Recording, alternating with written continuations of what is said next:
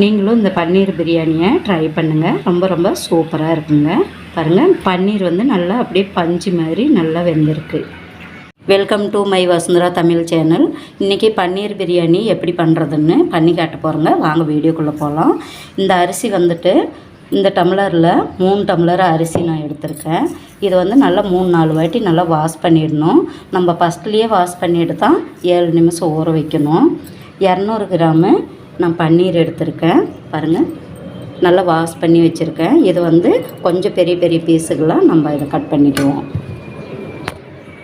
Basmati rice வந்து நல்லா 4 வாட்டி நல்லா வாஷ் பண்ணிவிட்டு இப்போ ஊற வச்சுருக்குறேங்க. 7 நிமிஷம் இப்படியே ஊறணும். இப்போ இதுக்கு தண்ணி வந்து நம்ம லாஸ்ட்டில் சாதத்துக்கு ஊற்றும்போது எந்த டம்ளரில் அரிசி எடுத்தோமோ அதே டம்ளரில் தான் நம்ம தண்ணியும் எடுக்கணும். ஏன்னா சாதம் வைக்கும்போது பொன்னி ரைஸ் வைக்கும்போது 3 டம்ளருக்கு 6 டம்ளர் தண்ணி நம்ம வைப்போம். அதனால் இப்போ வந்து நம்ம பாஸ்மதி ரைஸ் பண்ணுறதுக்கு 5 டம்ளர் தண்ணி தான் இதில் சேர்க்கணும். ஏன்னா சாதத்துக்கு வந்து 1 டம்ளர் தண்ணி அதிகமாக வைக்கணும், 6 டம்ளரு. நம்ம வந்து பாஸ்மதி ரைஸுங்கிறதுனால நம்ம வந்து 5 டம்ளர் தான் வைக்க போகிறோம். 7 நிமிஷம் நல்லா ஊறிடுது இல்லைங்களா, அதனால். இப்போ இந்த பன்னீர் வந்து நல்லா இந்த மாதிரி கட்டிங் இப்படி பண்ணி எடுத்து வச்சுக்கணும். பன்னீர் பிரியாணி பண்ணுறதுக்கு தேவையான ரெமெடி பார்க்கலாம். பெரிய வெங்காயம் 5, பெரிய தக்காளி 4, சமையல் எண்ணெய் 2 ஸ்பூனு, நெய் 2 ஸ்பூனு, 1 டீஸ்பூனு சோம்பு, 1 teaspoon ginger paste, biryani masala 2 teaspoon, garam masala 1/2 teaspoon, தனியாத்தூள் 2 டீஸ்பூனு, பச்சை மிளகாய் 5, பிரிஞ்சி இலை 3, பட்டை, ஜாவுத்திரி, கிரீன் ஏலக்காய் 3, மிளகாய்த்தூள் 1 டீஸ்பூனு, மஞ்சத்தூள் 1 டீஸ்பூனு, தேவையான அளவு உப்பு, புதினா இலை கொஞ்சம் சிறிதளவு. பிரியாணி பண்ணுறதுக்கு 2 டேபிள் ஸ்பூனு எண்ணெயும் சமையல் எண்ணெயும் 2 டேபிள் ஸ்பூனு நெய் ரெண்டுமே சம அளவுக்கு ஊற்றணும். அப்போ தான் பிரியாணி வந்து நல்லா வரும். 2 டேபிள் ஸ்பூனு தயிர் எடுத்துக்கோங்க. பன்னீர் வந்து எண்ணெயில் போட்டு ஃபஸ்ட்டு நம்ம இதை பொரித்து எடுத்துக்கிறலாங்க. இன்றைக்கி பன்னீர் பிரியாணி பண்ணுறதுக்கு நான் வந்து இன்றைக்கி கடாயில் தான் நான் பண்ணி காட்ட போகிறேன். இந்த பன்னீர் வறுத்து எடுக்கிறதுக்கு 3 டீஸ்பூனு எண்ணெய் சேர்த்துருக்கேன். இப்போ நம்ம இதில் போட்டுடலாம். நல்லா இப்படி மிக்ஸ் பண்ணிக்கோங்க. லைட்டாக இப்படி கிளறி விடுங்க. இப்படி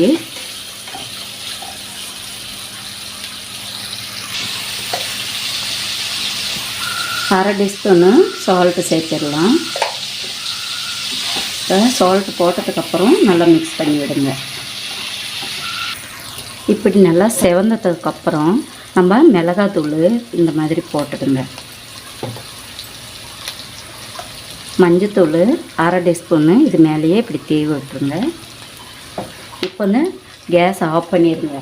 ஏன்னா இது வந்து ரொம்ப ஹீட்டாக இருக்குது. இதுலேயே பச்சை வாசனை இல்லாமல் நல்லா மிக்ஸ் ஆகிடும்.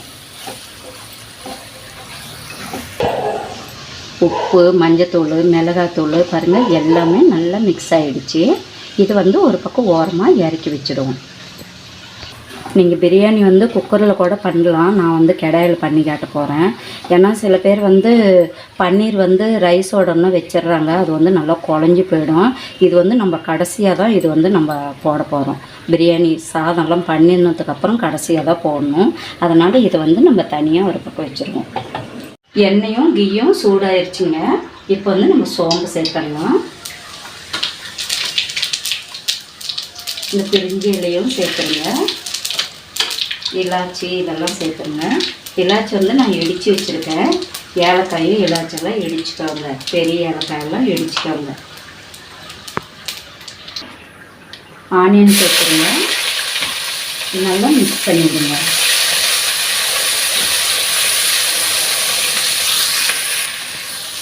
பச்சை மிளகாயும் சேர்த்துருங்க. இந்த ஜிஞ்சர் பேஸ்ட்டும் சேர்த்துருங்க. நல்லா மிக்ஸ் பண்ணி விட்டுக்காங்க.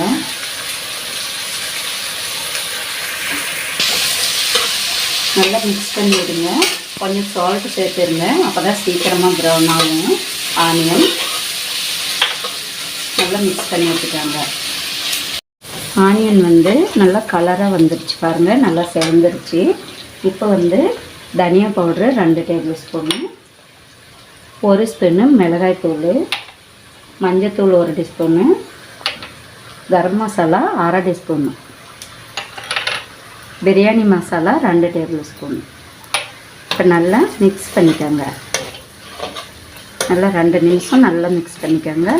பச்சை வாசனை இல்லாத மிக்ஸ் பண்ணிக்கோங்க. இந்த ஓரங்களில் இருக்கிறதெல்லாம் இந்த மாதிரி பண்ணிக்கோங்க.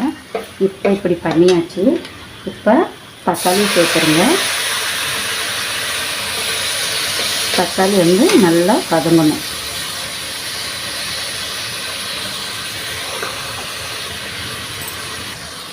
ரெண்டு நிமிஷம் தக்காளி நல்லா வதங்கட்டுங்க. தக்காளி வதங்கிறதுக்கு 3 நிமிஷம் எடுத்துக்கிறோம். ஆனால் நீங்கள் இடையில ஒரு வாட்டி மிக்ஸ் பண்ணி விடணும். நானும் மிக்ஸ் பண்ணி விட்டுக்கிட்டேன். இப்போ பாருங்கள், நல்லா தக்காளி போட்டதே காணாமல் போயிடுச்சு. பாருங்களேன், நல்லா வதங்கிடுச்சு. காஷ்மீர் மிளகாத்தூள் போட்டோம்னா இந்த மாதிரி நல்லா கலர் கொடுக்கும். இப்போ நம்ம வந்து 2 டேபிள் ஸ்பூனு தயிர் சேர்த்துடலாம்.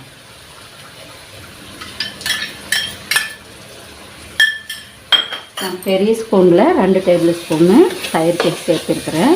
இது நல்லா மிக்ஸ் பண்ணி விடுங்க. இப்படி தயிர் வந்து நல்லா மிக்ஸ் ஆகணும். திரியாக இல்லாமல் இப்படி நல்லா மிக்ஸ் பண்ணி விடுங்க. உப்பு வந்து சேர்த்துருங்க.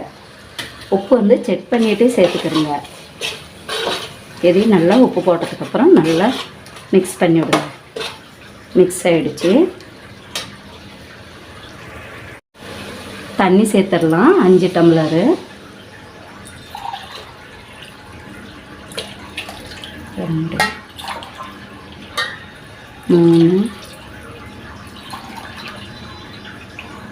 4 5.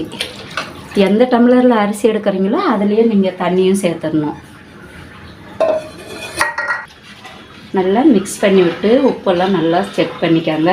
செக் பண்ணிவிட்டு நான் வந்து செக் பண்ணிட்டேன். இப்போ பிளேட் போட்டு மூடிடலாம். ஒரு 2 நிமிஷம் தண்ணி நல்லா கொதிக்கட்டும். 3 நிமிஷம் ஆகிடுச்சுங்க. பாருங்கள், இந்த மாதிரி கொதி வரும்போது பார்த்து இப்படி நுர கட்டி இருக்கும் பாருங்களேன். அப்போ பார்த்து இந்த தண்ணி வந்து நல்லா வடிச்சிடணும்.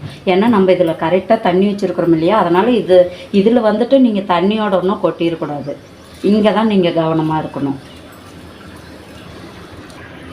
நல்லா இப்படி மிக்ஸ் பண்ணி விட்டுக்காங்க.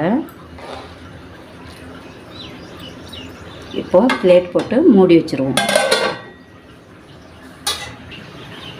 7 நிமிஷம் நல்லா குக் ஆகணும். இது நம்ம இடையில ஒரு வாட்டி கிளறி விட்டு பார்க்கலாங்க. 7 நிமிஷம் ஆயிடுச்சு.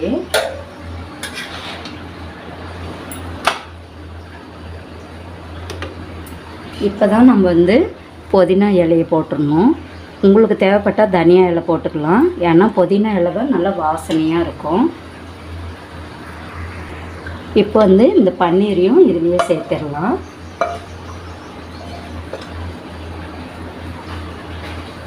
இப்போ வந்து நல்லா மிக்ஸ் பண்ணி விட்டுக்காங்க.